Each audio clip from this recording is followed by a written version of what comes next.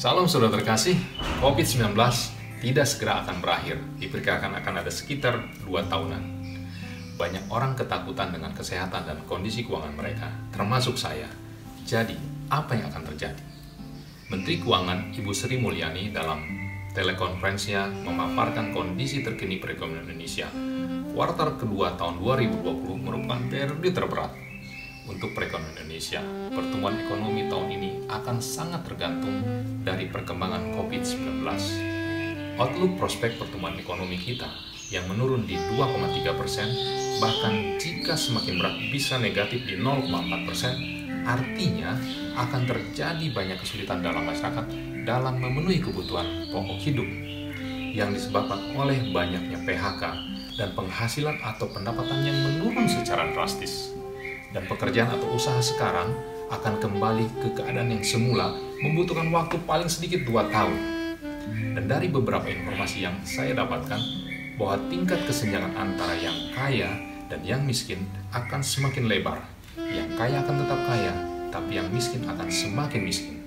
Mereka yang terperangkap dalam kemiskinan membutuhkan waktu 10 tahun untuk terlepas dari kondisi tersebut.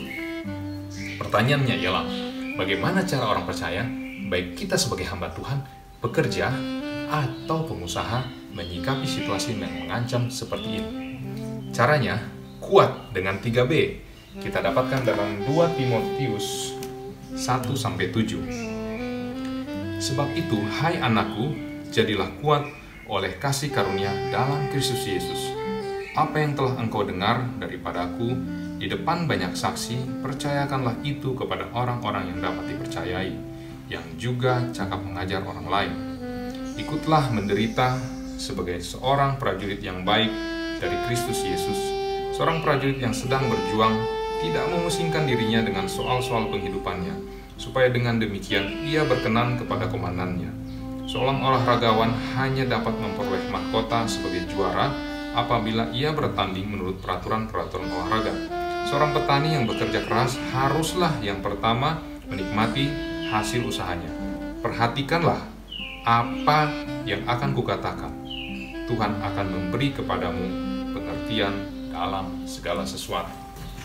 Jadi bagaimana caranya? B yang pertama, berjuang dengan fokus. Di ayat 4, seorang prajurit ketika ia sudah terdaftar dan melakukan tugasnya, ia tidak memusingkan dirinya dalam hal-hal lain. Ia penuh disiplin dan patuh serta taat kepada perintah komandannya.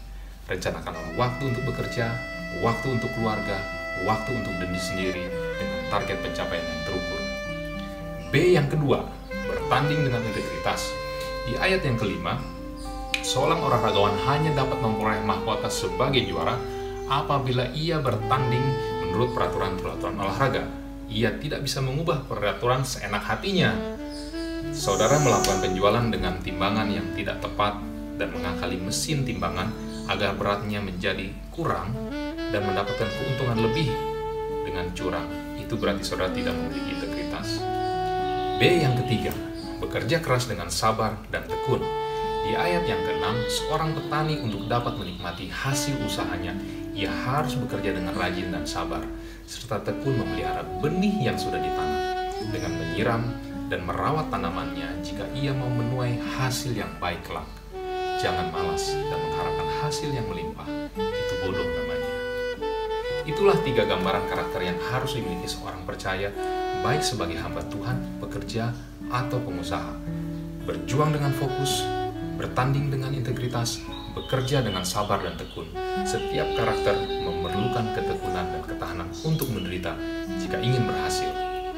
Selain 3 hal yang dinasihatkan Paulus, kita bisa kuat oleh karena kasih karunia di dalam Kristus Yesus.